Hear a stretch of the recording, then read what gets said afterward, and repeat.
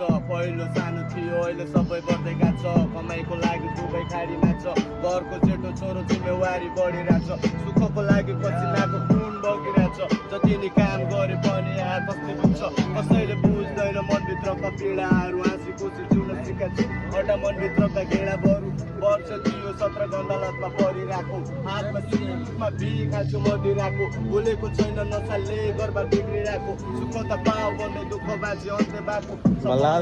मैले सफलता पाएन दुःखीले साथी माने खुसीलाई बुलाएर दिएन साथ कसले बसेमा ढिलाएर गल्ती गरे आमा हजुरलाई रुवाएर के भन्नु आमा हजुर देख्दा पनि सम्झिँदा आँसु बग्यो कति तर गरे गल्ती खुसी दिन सकिन म माग्छु माथि खोज्दै हिँड्थेँ म सभ्यताको बाटो ठुलो त्यो सोच जुन सपना त्यो बतिरहेको जे मनमा थियो त्यसैले त पछि भएको कर्म फुटेको दोष दिन बाँकेको असल गर्दै त्यसैले त मनी आएको सबैको कथा हुन्न पीडा आफ्नो सुनाको उमेरले सानो दिमाग छैन मेरो बच्चाको जे गर्छु काम राम्रो होस् मेरो बुबाको जे गर्छु काम राम्रो होस् मेरो बुबाको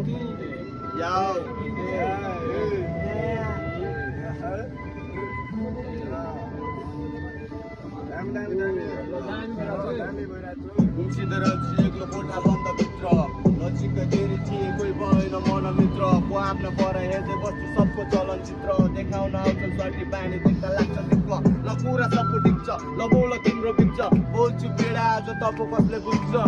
लाग्छ सोच बोलम बने बनाउँछन् नि टिक्क आसम्म कसरी सोच कसरी सब पुरो साइड लगाइ तोप तान्दै गर्छु मन पनि गाउँमा कुरा चल्यो सनसनी अहिले छैन त्यो मान्छेलाई पनि बन्दै नि टिक्क यहाँ छ मलाई सब थाहा छ बोले के भन्छु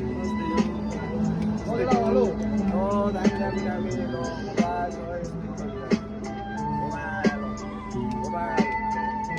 हात पनि